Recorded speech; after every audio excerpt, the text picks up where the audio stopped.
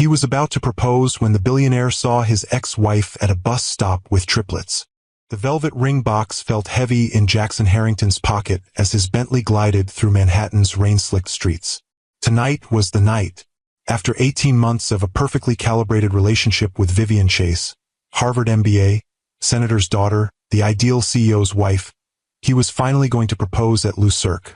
Then the traffic light turned red at 57th Street. Jackson glanced impatiently out the window, and his entire world stopped. There, huddled under the bus shelter, stood Amelia, his ex-wife. Her hair was different now, shorter with strands of silver he didn't remember. She wore a practical navy raincoat, nothing like the designer clothes he'd once insisted she wear. But what made his heart slam against his ribs weren't these changes.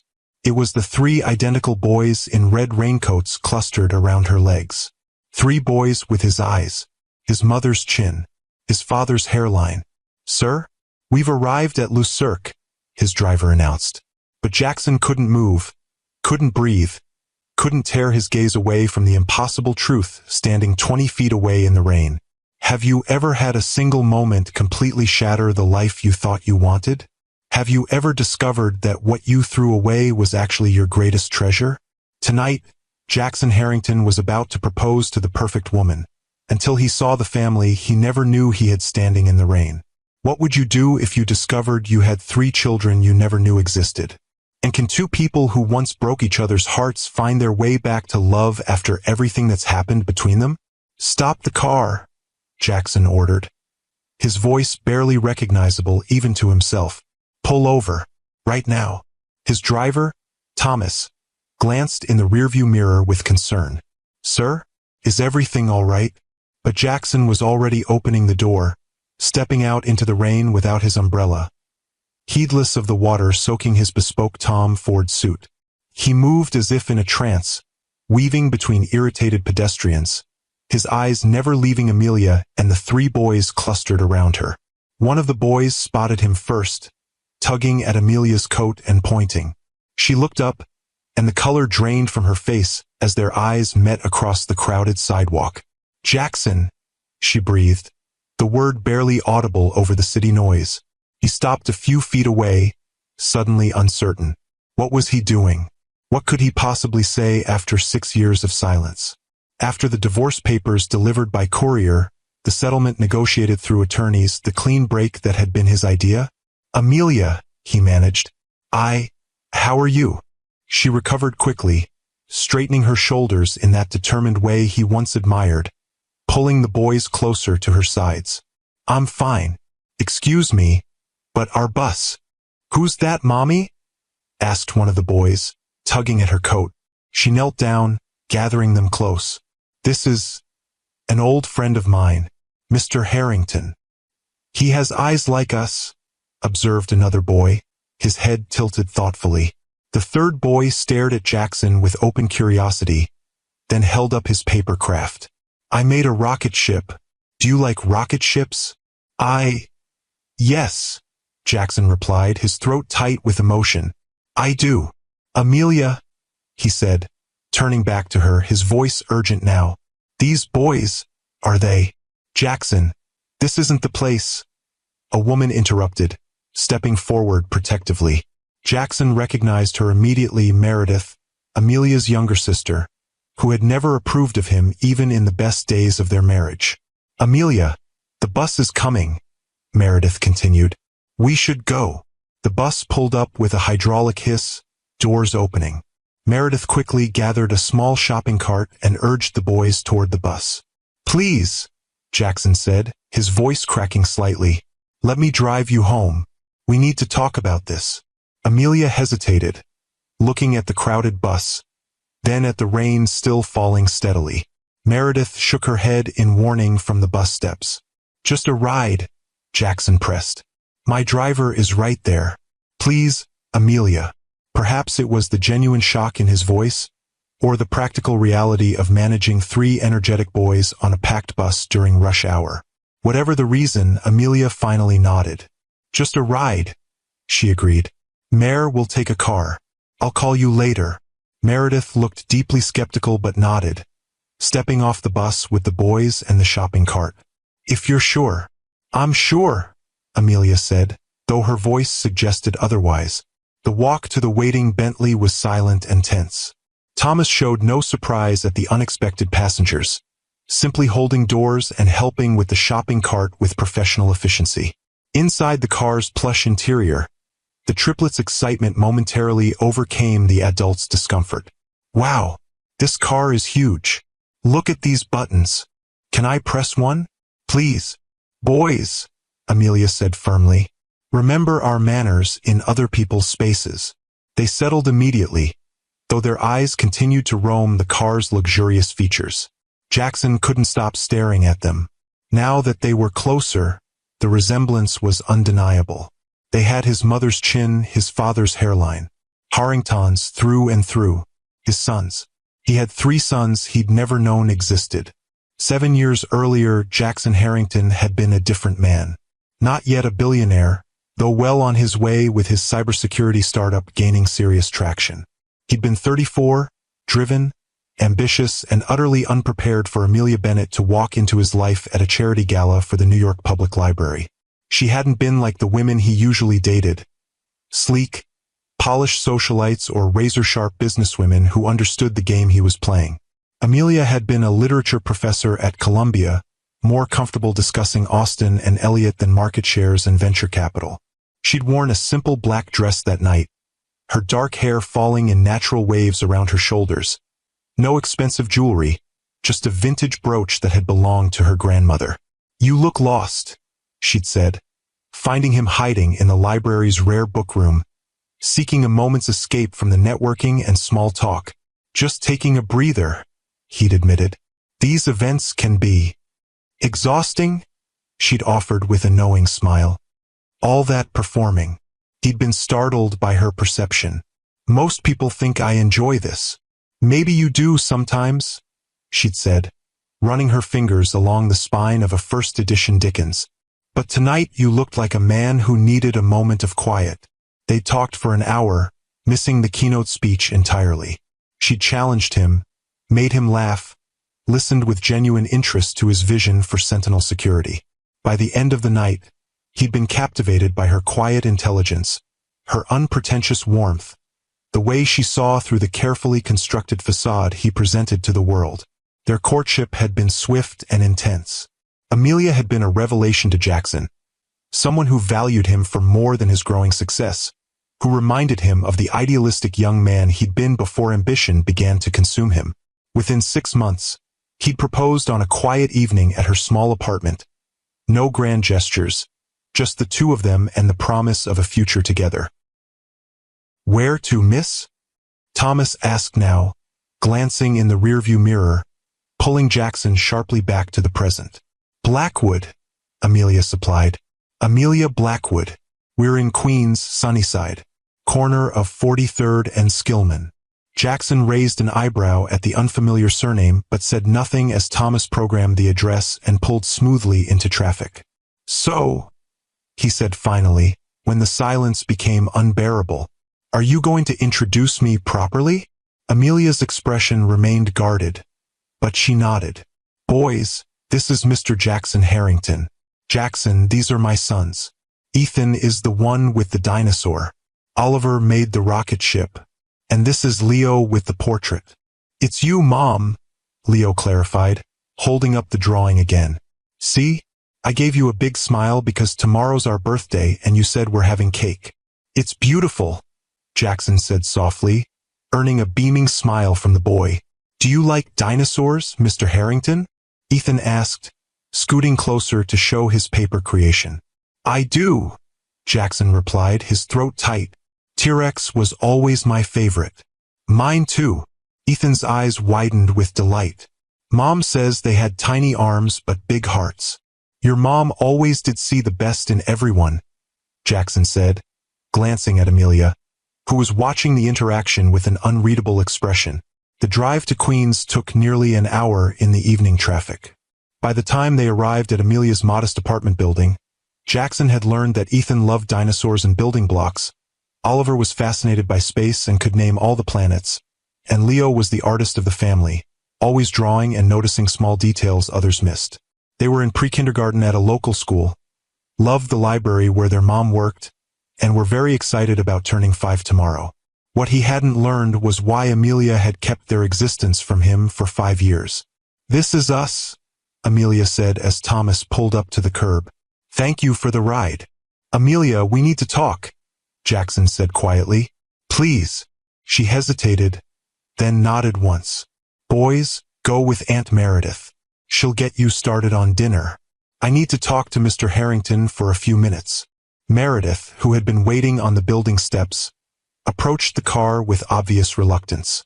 "Everything okay?" she asked, her protective gaze fixed on Jackson. "Fine, Mare. Just give us a few minutes." Once the boys had been ushered inside with the shopping cart, Amelia turned to Jackson. "You should know I never kept them from you out of spite. I tried to tell you in the beginning." "When?" he demanded, the shock giving way to anger. "How? I never received any message, any call. I called your office 3 times in the first month after I found out," she said evenly. "The first time your assistant said you were in meetings all day. The second time you were in Tokyo. The third time, I was told you had left explicit instructions not to be disturbed by personal calls, especially from me." Jackson winced, remembering that directive. In the raw aftermath of the divorce, he'd wanted a clean break. No messy emotional entanglements to distract from the critical funding round Sentinel was pursuing. "After that," Amelia continued, "I sent a letter to your office. It was returned unopened, marked refused. So I stopped trying." "A letter?" Jackson ran a hand through his hair. "Amelia, you were pregnant with my children. That warranted more than a letter. What would you have had me do, Jackson? Camp outside your office? Create a scene at one of your investor meetings?" Her calm finally cracked, revealing the hurt beneath. "You made it abundantly clear that I was an impediment to your success, that our marriage was holding you back. What was I supposed to think when you refused even basic communication?" He had no answer for that. She was right. In his single-minded pursuit of Sentinel's growth, he had systematically cut every tie to his previous life, including her. "I had just found out I was carrying triplets," she said more softly. "High-risk pregnancy, no husband, no job since I'd left my position to support your career. I had to focus on keeping them safe, keeping myself healthy. Fighting my way past your gatekeepers wasn't an option. If you've ever had a moment that changed everything in the blink of an eye, hit that like button right now." The first year of their marriage had been a dream. Jackson had been riding the wave of Sentinel's early success, and Amelia had been his anchor, his safe harbor from the stress and pressure. They'd bought a brownstone in Brooklyn, not yet ready for Manhattan's glittering towers. On weekends, they'd explored the city's hidden corners, discovering tiny bookshops and hole-in-the-wall restaurants. At night, they'd talk for hours about everything and nothing. His vision for Sentinel, her passion for literature, their hopes for the future.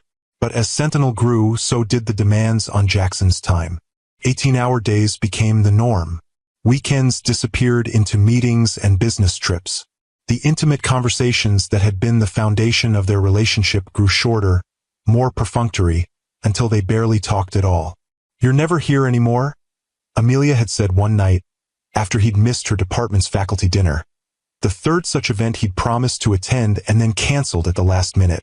"I'm building something important," he'd replied, not looking up from his laptop. "This next round of funding could take Sentinel to the next level." "And what about us? What level are we at, Jackson?" He'd finally looked up then, irritated by the interruption. "What does that mean?" "It means I feel like I'm living alone. It means I can't remember the last time we had a real conversation. It means I miss my husband. I'm right here," he'd said, gesturing around their living room. "I come home every night. Your body comes home. Your mind is still at the office." Amelia had sat beside him, closing his laptop gently.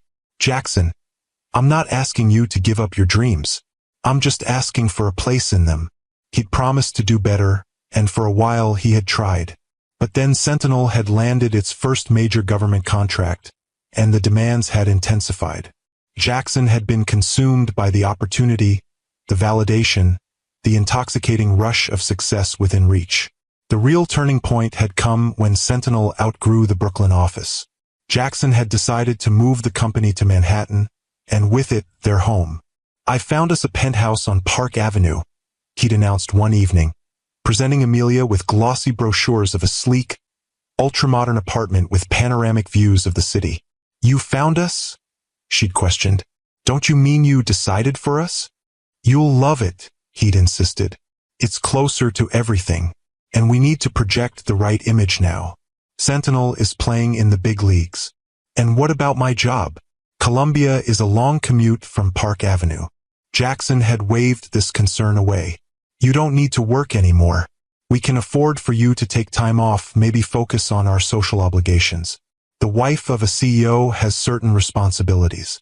The hurt in her eyes should have warned him, but he'd been too blinded by his vision of their future.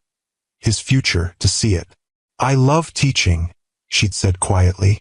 "It's not about the money. It's who I am." But Jackson had already moved on to showing her the amenities of their new building, the prestigious address, the status it would confer. He hadn't noticed how silent she'd become, how something had shifted between them. They'd moved to the penthouse a month later. Amelia had resigned from Columbia, a decision Jackson had celebrated as her finally embracing their new life. He hadn't recognized it for what it truly was, the beginning of her disappearance. Now, sitting in his Bentley outside her modest Queens apartment, Jackson faced the consequences of his blindness. "So you changed your name? Disappeared?" he asked, the anger in his voice masking his guilt.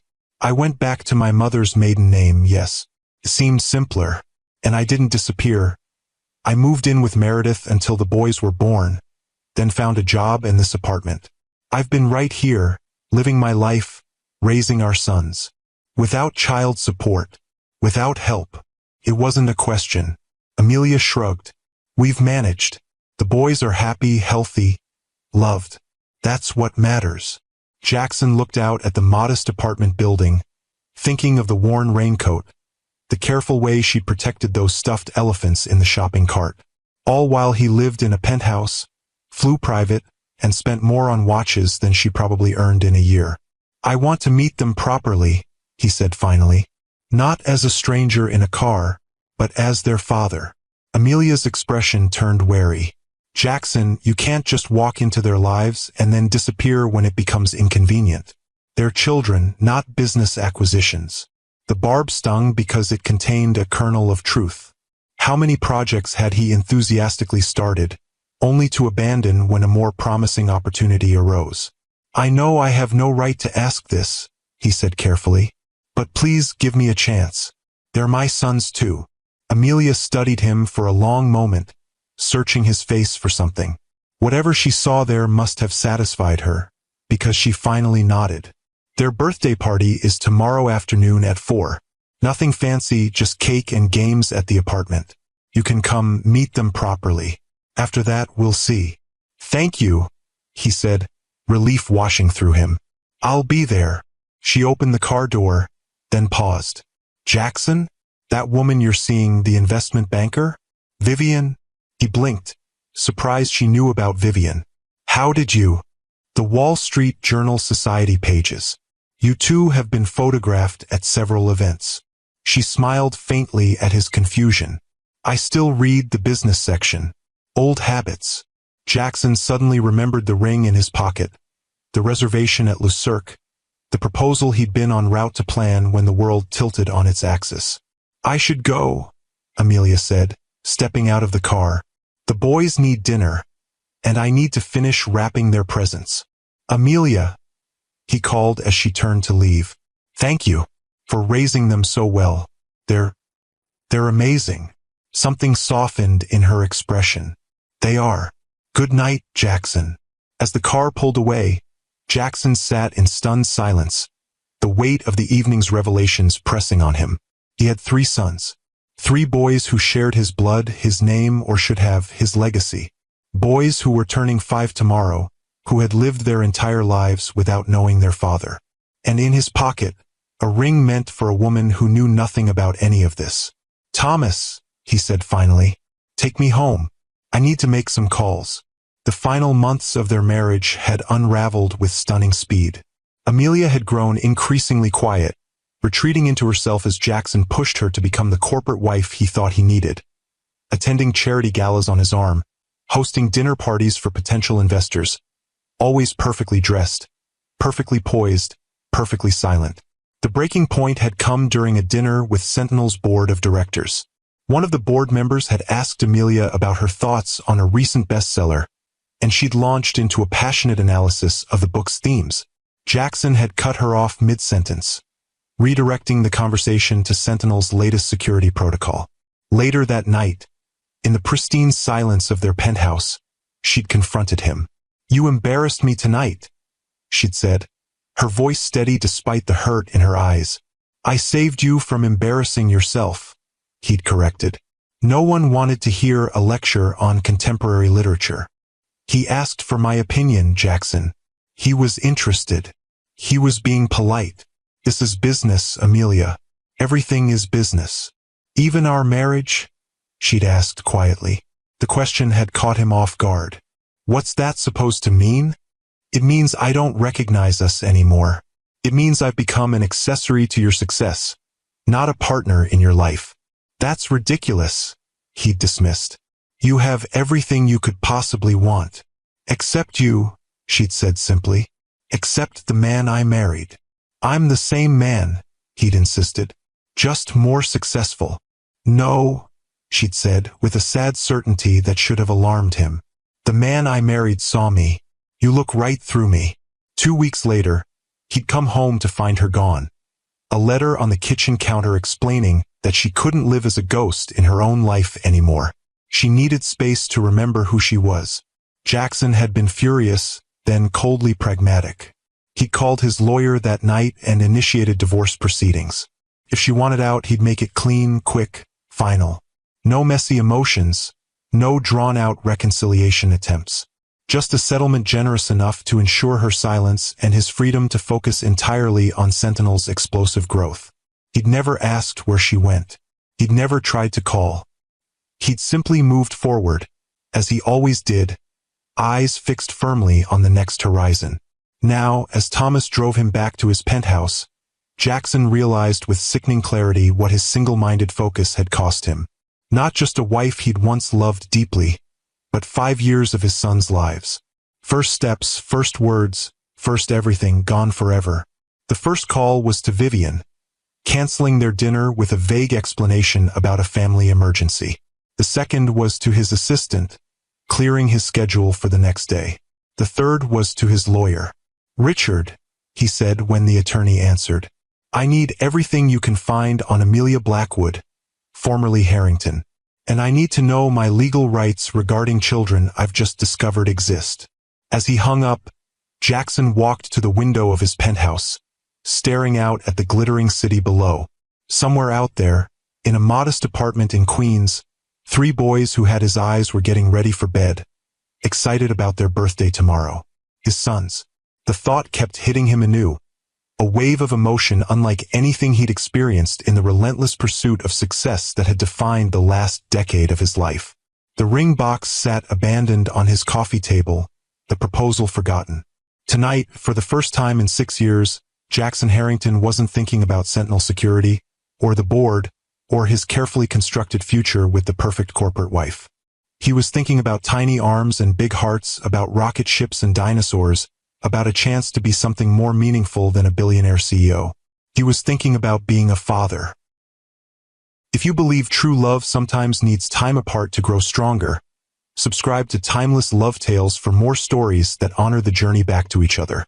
Amelia closed the apartment door behind her and leaned against it, taking a deep breath to steady herself. Through the thin walls, she could hear the boys chattering excitedly to Meredith about their ride in the fancy car, and the man with eyes like theirs. "Mom!" Oliver called, running to her as she entered the small living room. "Can Mr. Harrington come to our birthday? He likes rockets too." Meredith shot her a questioning look over the boys' heads. Amelia managed to smile for her son. "Actually, yes. Mr. Harrington will be coming to your party tomorrow." The triplets erupted in cheers while Meredith's eyebrows rose even higher. "Boys, why don't you go wash up for dinner?" Amelia suggested. "Aunt Meredith and I need to talk for a minute."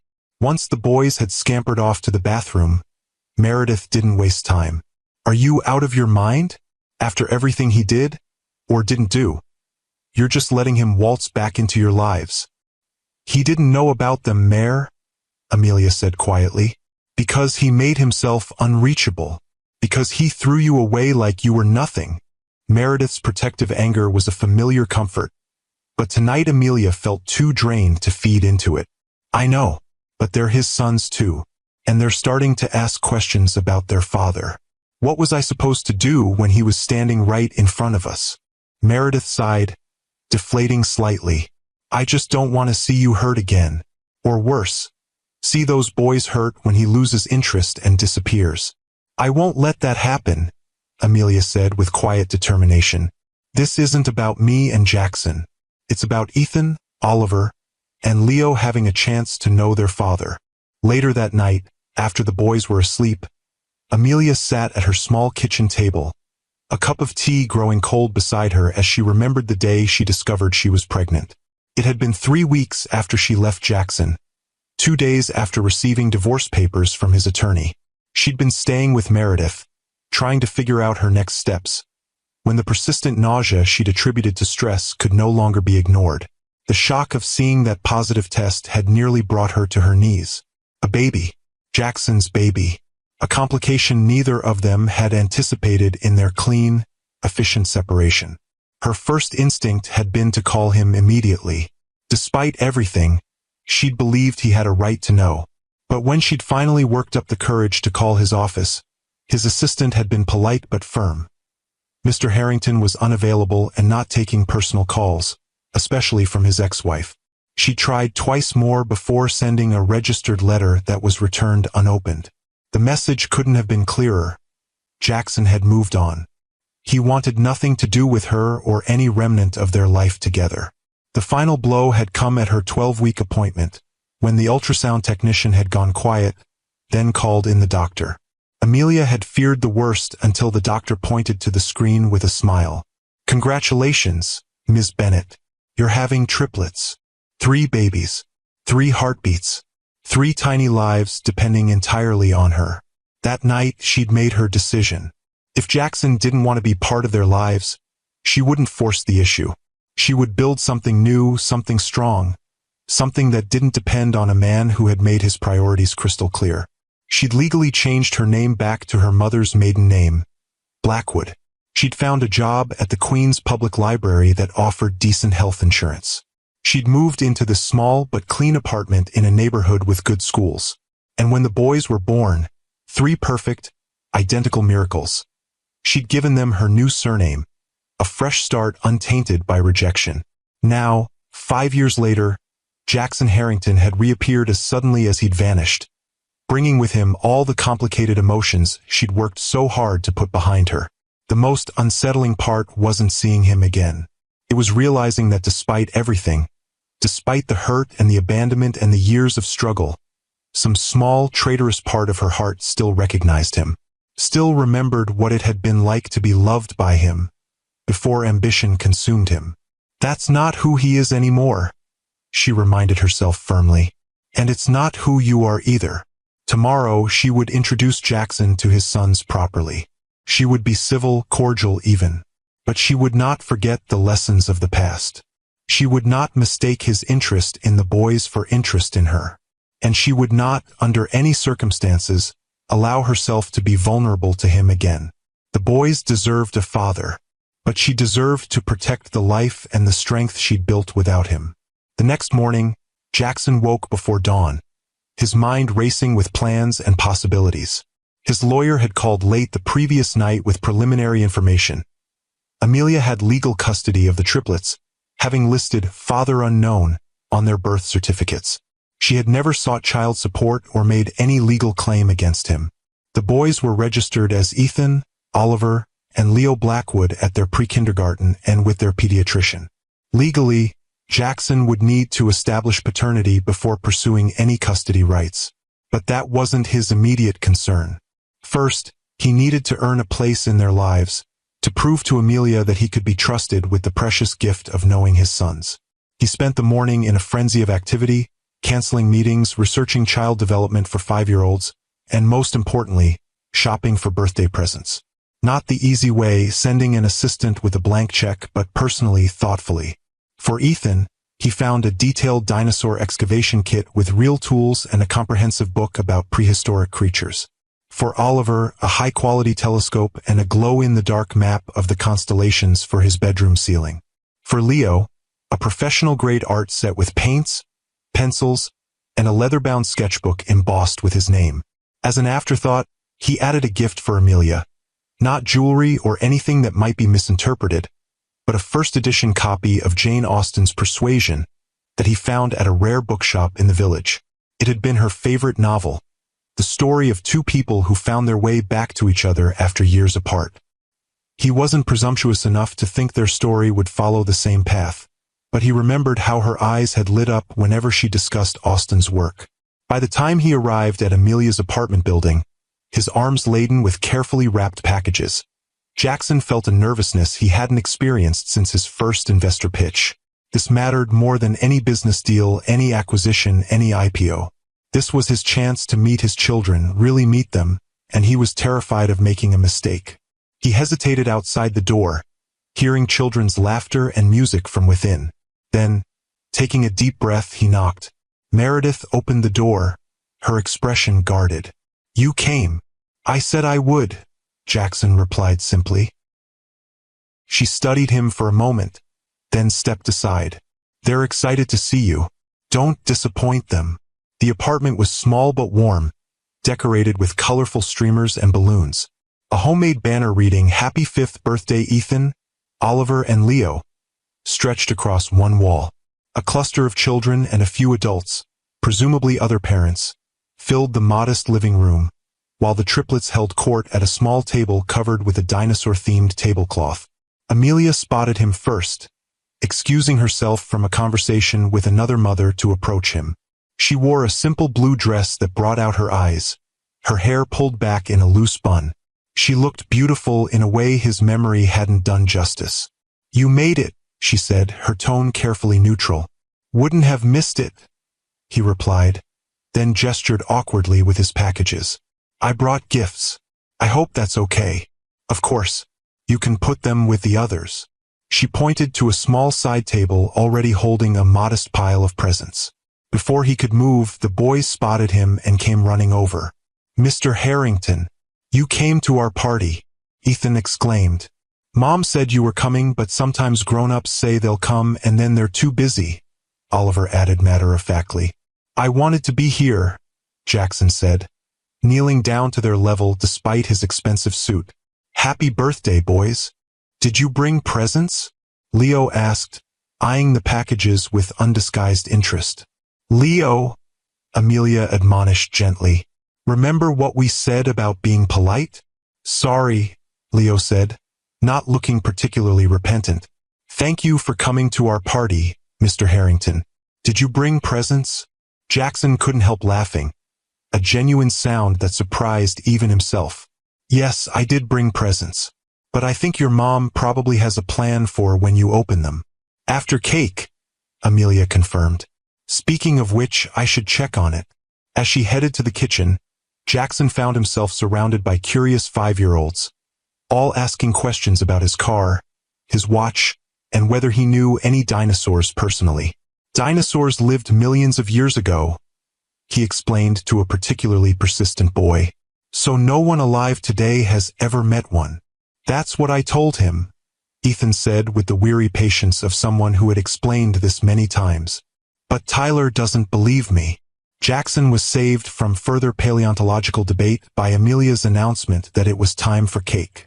The children scrambled to the table as she emerged from the kitchen carrying a homemade cake decorated with dinosaurs, rockets, and paintbrushes, one theme for each boy. As everyone sang, "Happy Birthday," Jackson watched Amelia help the triplets blow out their candles, her face glowing with love and pride. He felt a sharp pang of regret for all the moments like this he had missed, all the birthdays and milestones he hadn't been there to witness. But mixed with the regret was something unexpected. Admiration. Amelia had done this on her own, created this warm, loving home, raised 3 remarkable boys without help or support. The woman he'd left behind, the one he'd dismissed as not understanding his ambition, had shown more strength and determination than he'd ever given her credit for. After cake came presents, and Jackson held his breath as the boys opened his gifts. Their excitement, Ethan's whoop of joy at the excavation kit, Oliver's wide-eyed wonder at the telescope, Leo's reverent handling of the art supplies, was worth every minute he'd spent selecting them. "These are very generous gifts," Amelia said quietly, appearing at his side as the boys showed their treasures to their friends. "I wanted to get them something special," Jackson replied. "I've missed 5 birthdays already." Something flickered in her eyes. Not quite forgiveness, but perhaps understanding. "They love them. Thank you. I got something for you too," he said, handing her the small, carefully wrapped package he'd been holding back. "It's not much, just, I remembered it was your favorite." Amelia unwrapped the book slowly, her expression softening as she recognized the title. "A first edition? Jackson, this is too much." "It's not enough," he said simply. "Not nearly enough." Their eyes met, and for a brief moment, the years between them seemed to fall away. Then Meredith appeared with a camera, asking to take photos of the boys with their gifts, and the moment passed. As the party wound down and guests began to leave, Jackson found himself helping Amelia clean up while Meredith entertained the boys in the living room. "They're incredible, Amelia," he said as they worked side by side in the small kitchen. "You've done an amazing job with them." "They make it easy," she replied. "They're good boys." "They're Harringtons," he said without thinking. "They should have my name." Amelia's hands stilled on the plate she was washing. "That's not a conversation for today, Jackson. You're right. I'm sorry." He passed her another plate. I want to be part of their lives. Whatever that looks like, however you think is best. I want to know them." She studied him for a long moment. "And what about your fiancée? How does she feel about you suddenly having 3 children?" "She's not my fiancée," Jackson clarified. "And she doesn't know yet. I canceled our dinner last night." "The dinner where you were going to propose?" Amelia guessed, surprising him again with her perception. "Yes," he admitted. "But that's not happening now." "Because of the boys?" "Because seeing you again, seeing what you've built here, seeing what I walked away from," he struggled to find the right words. "It's made me question everything." Amelia dried her hands on a dish towel, her expression guarded. "Jackson, I need to be very clear about something. I'm not the same woman you left 6 years ago. I won't put my life or my boys' lives on hold while you figure out what you want.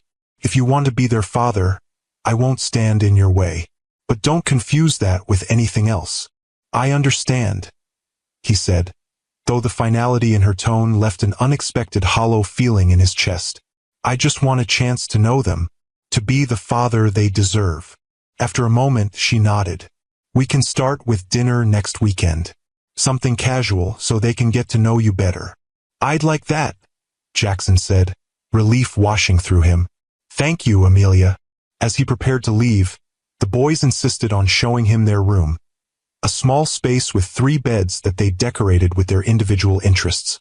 Dinosaur posters above Ethan's bed, space-themed decals over Oliver's, and Leo's artwork proudly displayed on the wall by his pillow. "Will you come back soon?" Oliver asked as Jackson knelt to say goodbye. "Very soon," Jackson promised. "Your mom said I could take you all to dinner next weekend. Can we go in your big car?" Ethan asked excitedly. "If your mom says it's okay," Jackson replied, glancing at Amelia, who nodded with a small smile. "Are you our dad?" Leo asked suddenly, his perceptive gaze fixed on Jackson's face. The room went silent. Meredith, who had been hovering nearby, inhaled sharply. Amelia stepped forward, but Jackson gently raised a hand, asking for a moment. "Yes, Leo," he said, looking each boy in the eye. "I am your dad, and I'm very sorry I haven't been here before now. But if you and your brothers are okay with it, I'd really like to start being your dad now." The boys exchanged looks, having one of those silent conversations that only identical triplets could manage. Then Ethan, apparently the designated spokesman, nodded solemnly. "Okay, but you have to promise not to be too busy all the time. Mom says promises are important." "Your mom is right," Jackson said, his throat tight with emotion. "I promise I won't be too busy for you. Not ever again." As he left the apartment, the weight of that promise settled on his shoulders, not as a burden, but as a compass pointing toward a future he'd never imagined but suddenly wanted more than anything. Have you ever had to completely reimagine your future because of one unexpected moment? Share your story in the comments below. The week that followed was a blur of activity for Jackson. By day, he restructured his work schedule, delegating responsibilities he'd previously insisted on handling personally, much to the surprise of his executive team. By night, he researched everything from child development to co-parenting strategies, determined to approach fatherhood with the same thoroughness he applied to business acquisitions. On Monday morning, he'd called Vivian to explain the situation in person. They'd met at her sleek downtown office, the ring box sitting between them on her glass desk like an artifact from another lifetime.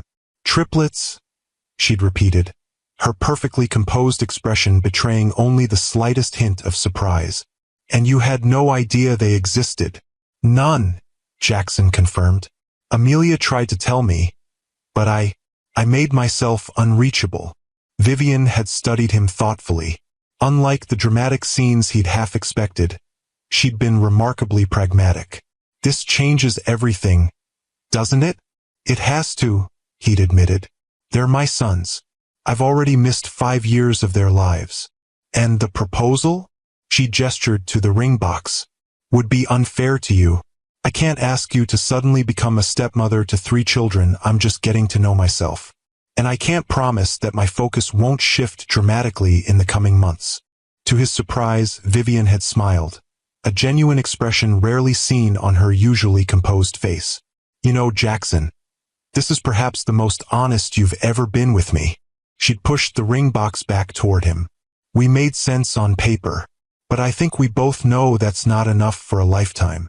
They'd parted as friends, perhaps closer in that moment of honesty than they'd been during their entire relationship. It had been a clean break, much like his divorce from Amelia, except this time, Jackson was acutely aware of what a clean break could cost. On Wednesday, he'd met with his lawyer to discuss legally establishing paternity and setting up trust funds for the boys. Richard had raised the question of custody. "Do you want to pursue joint legal custody?" the attorney had asked. "Given your resources, we could make a strong case." "No," Jackson had said firmly. "Amelia has been their only parent for 5 years. I'm not going to disrupt that with legal battles. I want to be in their lives, but on terms that work for everyone, especially the boys." Richard had seemed surprised but hadn't argued. Instead, they drafted a generous child support proposal that acknowledged the years of back support Amelia had never requested, along with provisions for the boys' education, health care, and future needs. By Friday, Jackson found himself standing outside a child psychologist's office, having scheduled a consultation on how best to integrate himself into his sons' lives without causing confusion or distress. The specialist had offered practical advice. Move at the children's pace, establish consistent routines, respect boundaries, and above all, keep promises. Children this age need reliability more than grand gestures. Dr. Winters had explained. A father who shows up consistently for small moments will build more trust than one who makes occasional spectacular appearances. Now, as Saturday evening approached, Jackson felt a nervousness he hadn't experienced since his company's IPO. He'd chosen a family-friendly restaurant with interactive games and activities, casual enough that the boys would feel comfortable, but private enough for conversation. He'd arrived early to secure a quiet corner booth and arrange small welcome gifts at each child's place. Nothing extravagant, just small dinosaur, space, and art-themed activity books to match their interests. When Thomas pulled the Bentley up to Amelia's apartment building, Jackson went to the door himself rather than waiting in the car. This wasn't a business pickup. This was him showing up for his family. Amelia answered his knock, looking lovely in simple jeans and a soft blue sweater. Behind her, the boys were a whirlwind of excitement, all talking at once about the fancy car and whether the restaurant would have chocolate milk. "You look nice," Jackson said, the words slipping out before he could consider them. "Thank you," Amelia replied, a hint of surprise in her eyes. "Boys, do you have your jackets? It's getting chilly out." The drive to the restaurant was filled with the triplets' chatter. They'd become noticeably more comfortable with Jackson over the past week, peppering him with questions about everything from his favorite color to whether he knew how to swim. "Dad, do you have a swimming pool?" Oliver asked, the word "dad" still new and wonderful to Jackson's ears. "I do, at my apartment building," Jackson replied. "Maybe you could come swim sometime, if your mom says it's okay." "Can we, Mom?" Ethan asked immediately. Amelia smiled. "We'll see. Let's focus on dinner tonight." At the restaurant, the boys were delighted with their activity books, immediately diving into the puzzles and games while they waited for their food. Jackson had researched their favorite meals ahead of time, another detail that earned him an approving glance from Amelia. "You've done your homework," she observed quietly while the boys were distracted. "I want to get this right," he admitted. "They deserve that." Dinner progressed smoothly, the conversation flowing more easily than Jackson had dared hope. The boys were natural chatterboxes, filling any potential awkward silences with stories about school, friends, and their many adventures with Mommy and Aunt Mare. It was during dessert, ice cream sundaes, that the boys assembled themselves from a toppings bar, that Leo asked the question Jackson had been both expecting and dreading. "Dad, why didn't you live with us before? Didn't you want to?" The table went quiet. Even Ethan and Oliver, usually quick to jump in with their own questions, seemed to sense the importance of this moment. Jackson set down his spoon, giving the question the serious consideration it deserved. He'd prepared for this, consulting with Dr. Winters on age-appropriate honesty. "I didn't know about you boys," he said gently. "Your mom and I weren't together anymore when she found out she was going to have you, and I made some mistakes that made it hard for her to tell me." "What kind of mistakes?" Ethan asked, his brow furrowed in concentration. Jackson glanced at Amelia, who nodded slightly, giving him permission to continue. "I was very focused on my work," he explained. "So focused that I didn't make time for the important things like family. I thought my company was the most important thing in the world, and I was wrong. But now you know about us," Oliver pointed out pragmatically. "Now I know about you," Jackson agreed, "and I'm going to do everything I can to make up for the time I missed." "Are you and Mom going to live together now?" Leo asked, his perceptive gaze moving between the adults. Amelia stepped in smoothly. "No, sweetheart. Your dad and I will have separate homes. But we both love you very much, and we're going to work together to take care of you. Like Tyler's parents," Ethan said, nodding wisely. "They have 2 houses and Tyler gets 2 birthdays." Jackson couldn't help smiling at the child's perspective on divorce. "It's something like that. But I promise I'll be around a lot more now." The conversation moved on to lighter topics, but Jackson noticed Amelia watching him with an expression he couldn't quite read. Not quite approval, but perhaps a new respect for his honesty with the boys. After dinner, they took a short walk to a nearby park, where the boys burned off their ice cream energy on the playground while Jackson and Amelia sat on a bench watching them. "Thank you," Jackson said after a comfortable silence, "for tonight, for giving me this chance with them." "They're your sons too," Amelia replied, echoing his words from the birthday party. "They deserve to know you." "I've been thinking about what happens next," he said carefully. "I had my lawyer draw up some papers, not for custody," he added quickly, seeing her expression change. "Just child support, education funds, healthcare. Things I should have been providing all along." "We've managed fine," Amelia said, a hint of defensiveness in her tone. "I know you have. That's not the point." Jackson turned to face her directly. "Amelia, you've done an incredible job raising them on your own. But you shouldn't have had to. I want to do my part now, not because you need it, but because it's right." She was quiet for a moment, watching the boys chase each other around the playground. "I'll look at the papers," she finally said. "But I don't want the boys to think they're suddenly getting things because you showed up with money. The values I've taught them, working hard, appreciating what we have, finding joy in simple things, those matter to me." "They matter to me too," Jackson said, surprising himself with how deeply he meant it. "I don't want to change who they are or how you're raising them. I just want to make things easier where I can." As the evening drew to a close and they headed back to Amelia's apartment, Jackson felt a growing certainty that his life had irrevocably changed course. The ambition that had driven him for so long hadn't disappeared, but it had been tempered by something new, a desire to be worthy of the three small boys who had so quickly claimed his heart. Saying goodnight was difficult. The boys were reluctant to see him go, extracting promises for more outings, more stories, more time together. "When will we see you again?" Oliver asked, his small hand holding tightly to Jackson's. "How about I come over after school on Monday?" Jackson suggested, looking to Amelia for approval. "Maybe I could help with homework and stay for dinner?" "Can he, Mom?"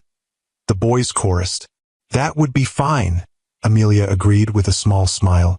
As the boys hugged him goodnight, still somewhat awkwardly, but with growing comfort, Jackson felt a surge of emotion unlike anything he'd experienced in the boardroom or with any business success. This, he realized, was what mattered. This was what he'd been missing while chasing wealth and status and power. "Thank you for tonight," Amelia said as she walked him to the door after the boys had gone to brush their teeth. "They had a wonderful time."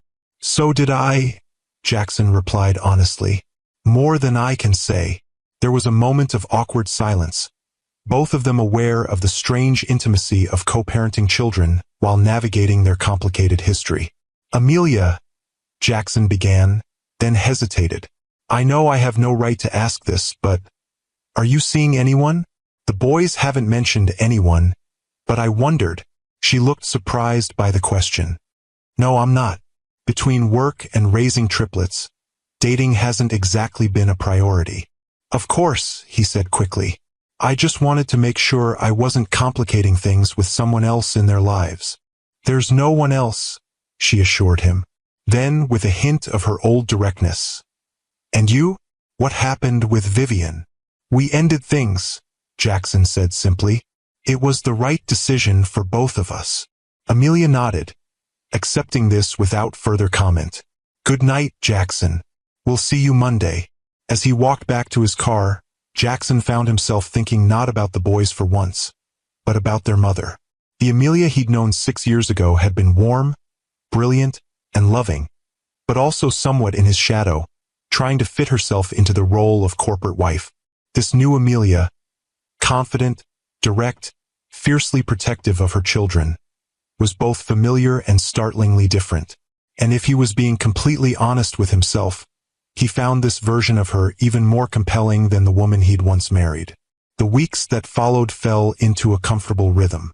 Jackson came for dinner 3 times a week, gradually taking on more parental responsibilities, helping with homework, attending school events, even handling bedtime stories when Amelia needed to work late at the library.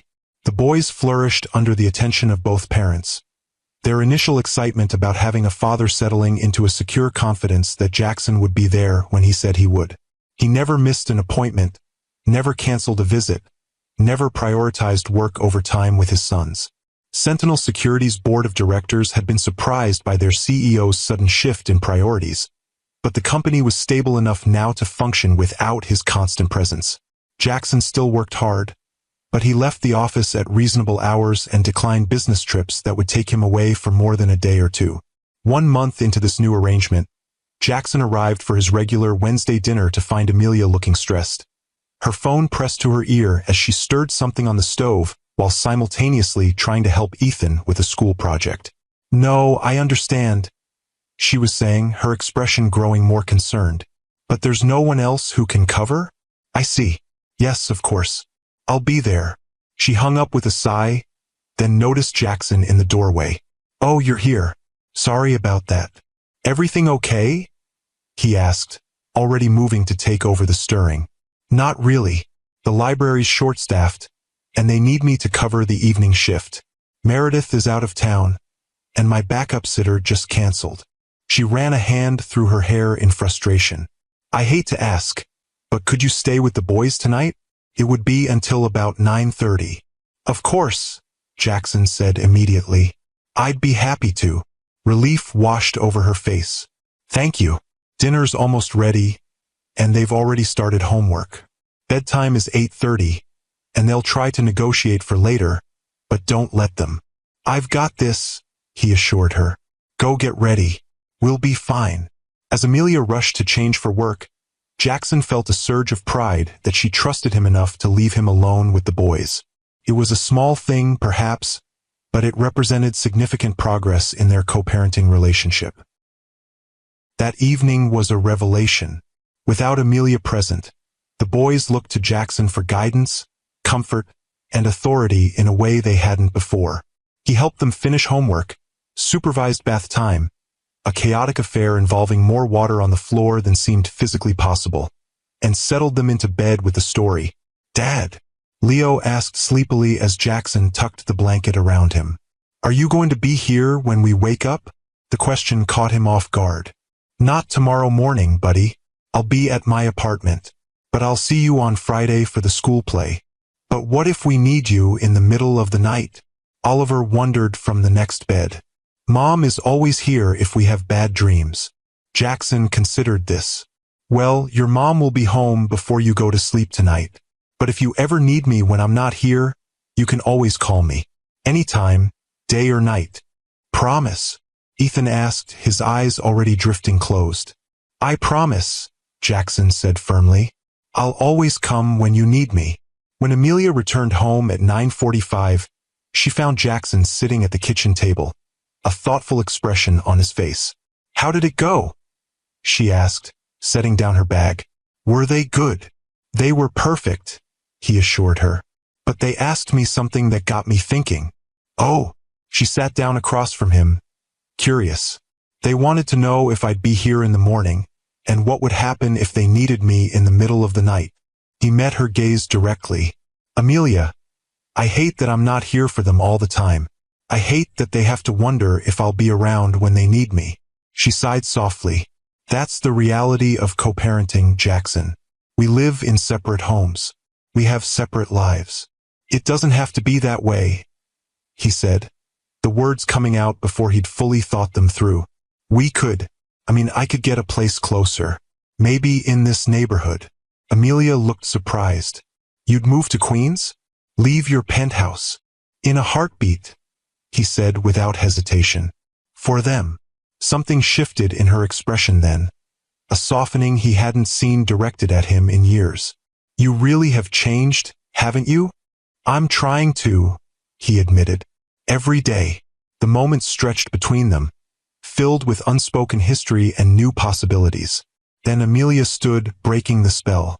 "It's late," she said. "And you have an early meeting tomorrow, don't you?" "I do," Jackson acknowledged, rising as well. "But I meant what I said. I'm going to start looking at places nearby." As he left that night, Jackson felt a certainty growing within him. The past 6 weeks had shown him not just who his sons were, but who Amelia had become, and who he wanted to be for all of them. The question was whether the damage of the past could truly be repaired, or if some bridges, once burned, remained forever uncrossable. 6 months after that rainy evening at the bus stop, Jackson stood in the kitchen of his new home, a comfortable brownstone just 3 blocks from Amelia's apartment. The boys were spending their first weekend with him in the new place, their excitement at having rooms of their own at Dad's house, tempered only by their concern for their mother being alone. "But who will make Mom breakfast?" Ethan had worried as Jackson helped them pack overnight bags. "I think Mom can manage breakfast for one morning," Amelia had assured him with a smile. "Besides, I might enjoy the quiet." Now, as Jackson flipped pancakes shaped like dinosaurs, a skill he'd practiced diligently after discovering the boys' love for themed breakfast foods, he reflected on the remarkable journey of the past 6 months.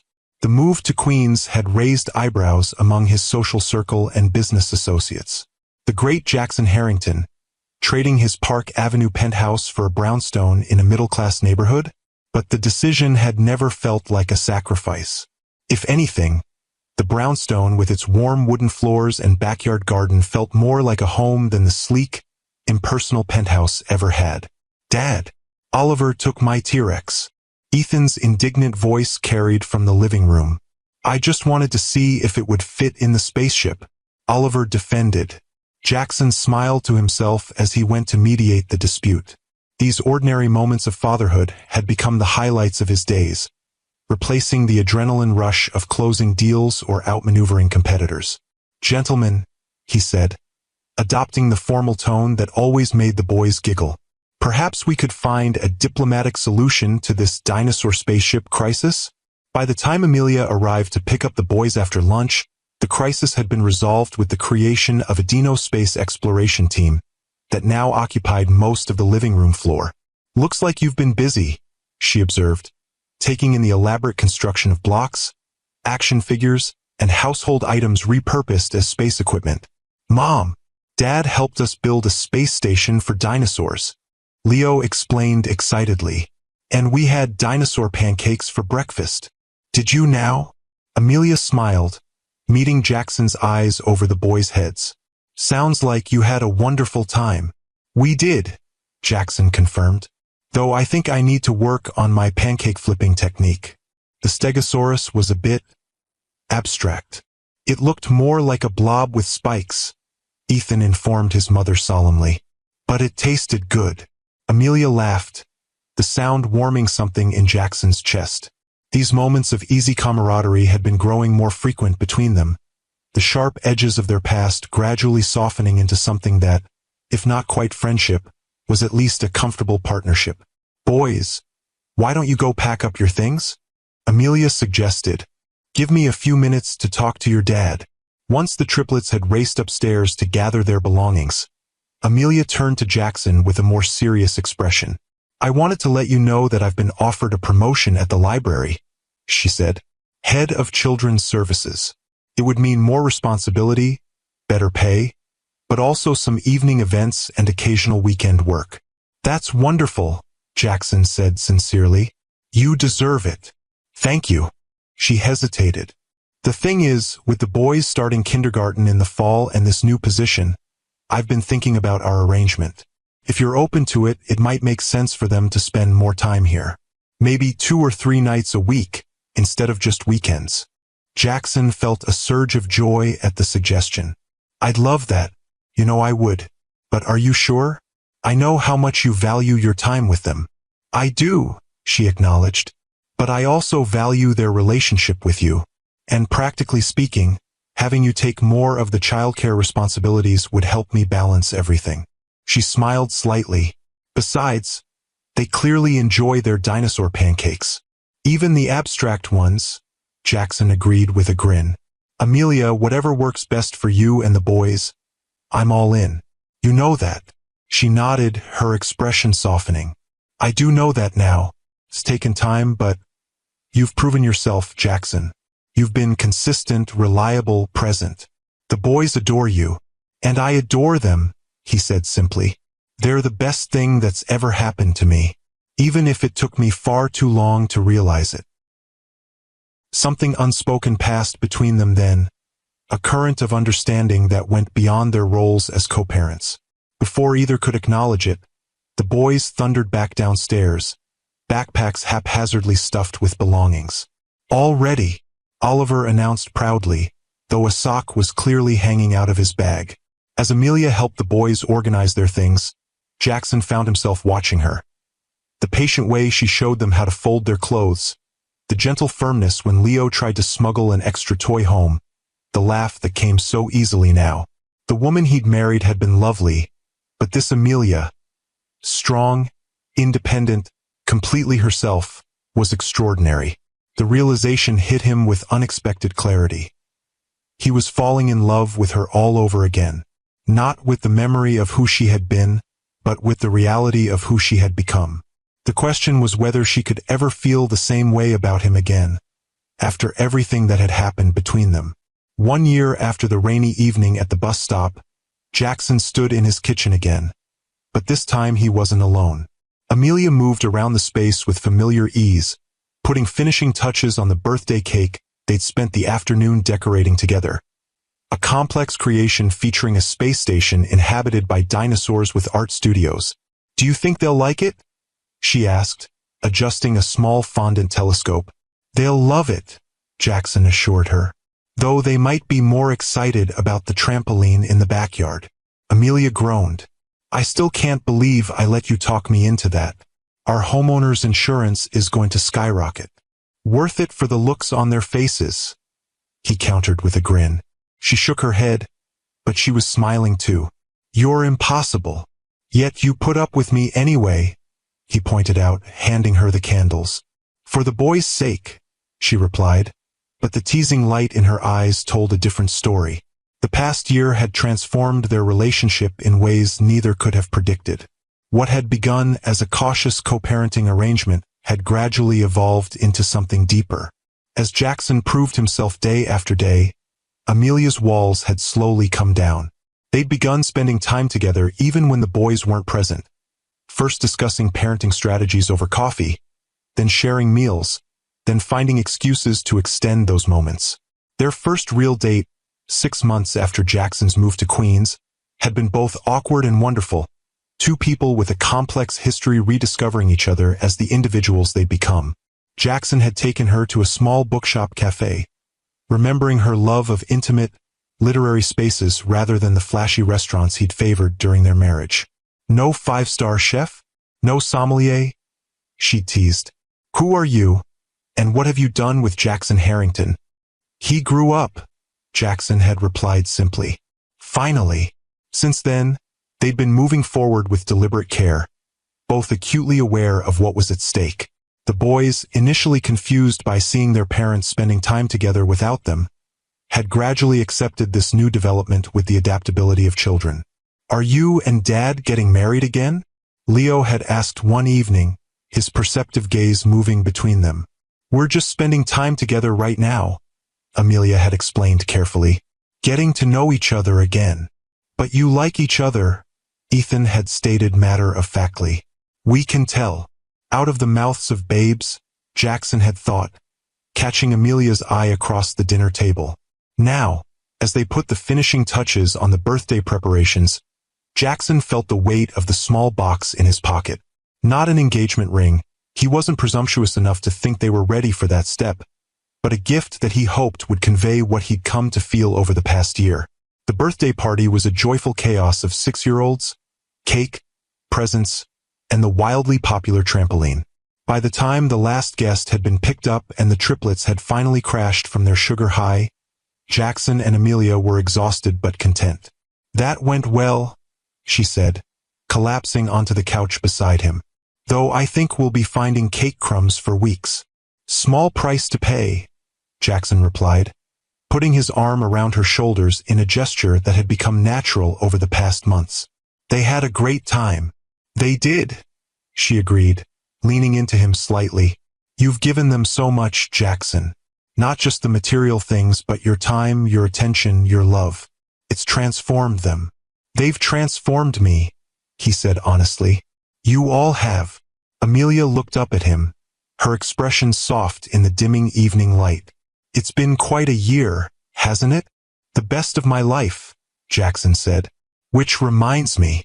He reached into his pocket and pulled out the small box. "I have something for you." Amelia's eyes widened. "Jackson, it's not what you think," he assured her quickly. "Just open it." Inside the box was a delicate silver bracelet with 6 small charms, 3 identical boy figures, a book, a key, and a bus. "The boys, obviously," he explained as she lifted it from the box. "The book for your love of literature and your work at the library. The key for the new beginning you gave me by letting me into their lives. And the bus for where you found us," she finished softly, running her finger over the tiny silver bus charm. "The moment that changed everything," he confirmed. "Amelia, I know we've been taking things slowly, and I respect that, but I want you to know how I feel." He took a deep breath. "I love you. Not the memory of who you were, but the reality of who you are now, the strong, incredible woman who rebuilt her life on her own terms, who raised our sons with such grace and wisdom, who gave me a second chance I probably didn't deserve. Amelia's eyes glistened with unshed tears. Jackson, you don't have to say anything, he assured her quickly. I just wanted you to know, whatever happens between us, however long it takes, I'm here, and I'm not going anywhere. She was quiet for a long moment, looking down at the bracelet in her hands. Then she met his gaze with a certainty that took his breath away. I love you too, she said simply. I think part of me always did, even when I was so angry I couldn't see straight. But this isn't about holding on to the past. It's about who we are now, who we've become. She smiled, a full, radiant expression that made his heart skip. And I like who we are now, Jackson. I like us. He cupped her face gently, giving her every opportunity to pull away. When she didn't, he kissed her. Not with the passionate intensity of their early days, but with a deeper, steadier emotion built on understanding and respect. Does this mean you're getting married again? A small voice interrupted from the doorway. They broke apart to find all three boys watching them with varying expressions of curiosity and satisfaction. We thought you were asleep, Amelia said, her cheeks flushing slightly. We were thirsty, Oliver explained, though his innocent expression didn't quite ring true. Jackson exchanged an amused glance with Amelia before addressing the question. We haven't talked about getting married again. That's a big decision that grown-ups need to think about carefully. But you love each other? Ethan pointed out, as if this simplified everything. We do, Amelia confirmed, her hand finding Jackson's. And we love you boys more than anything. Right now, we're just happy being together as a family, whatever shape that takes. Can we have a group hug? Leo asked, already moving toward them. Soon all five of them were tangled together on the couch, the boys wedged between their parents in a knot of arms and laughter. As Jackson held his family close, he marveled at how completely his life had changed in a single year. Once, he had measured success in dollars and deals, in power and prestige. Now he measured it in moments like this. His son's laughter, Amelia's smile, the home they were building together not of marble and glass, but of trust and second chances. 6 months later, on a crisp autumn morning, Jackson stood under a canopy of golden leaves in the small garden behind his brownstone. Beside him, Ethan, Oliver, and Leo fidgeted in their matching suits, periodically checking the small boxes they held with solemn responsibility. Are the rings still there? Jackson asked them for the third time, his own nervousness making him forget he'd just checked a minute ago. Yes, Dad. They chorused with the patient tolerance of children dealing with an anxious adult. And you remember when to walk up? When the music changes, Oliver confirmed. We practiced 100 times. Only 7 times, Leo corrected precisely. But we know what to do. Jackson smiled, adjusting Leo's slightly crooked tie. I know you do. You guys are the best ring bearers any dad could ask for. The small gathering of guests, just family and close friends, turned as the music shifted to the processional they'd chosen. Not the traditional wedding march, but a string quartet's rendition of the first song they'd ever danced to, back when they were young and unaware of the journey ahead. And then Amelia appeared at the garden path, and Jackson forgot to breathe. She wore not white, but a soft blue dress that brought out her eyes, her hair loose around her shoulders the way he'd always loved it. Meredith walked beside her, no longer the protective sister standing guard, but a proud supporter of the path they'd chosen. As Amelia reached him, taking his hands in hers, Jackson felt a sense of rightness that transcended the moment. This wasn't the flashy society wedding he might once have envisioned. It was something far more precious. A thoughtful choice made by two people who had lost each other, found themselves, and then found their way back together, stronger for the journey. Dearly beloved, the officiant began. We are gathered here today not to begin a marriage, but to renew one that has been transformed through separation, growth, and rediscovery. The ceremony they designed together acknowledged both their past and their present, the mistakes made, the lessons learned, the forgiveness offered and accepted. When it came time for the rings, the boys stepped forward with perfect coordination, each presenting a small box. 3 rings, Amelia whispered, surprised. One from each of them, Jackson explained softly. They insisted. From Ethan came a band of white gold, simple and strong. From Oliver, a ring set with 3 small sapphires. And from Leo, an intricately engraved band that wound around the others, binding them together. They fit together, Amelia realized as Jackson slid them onto her finger. Just like us. A family puzzle, he confirmed. All the pieces finding their place. When they were pronounced husband and wife again, the boys were the first to cheer, rushing forward to be included in the embrace.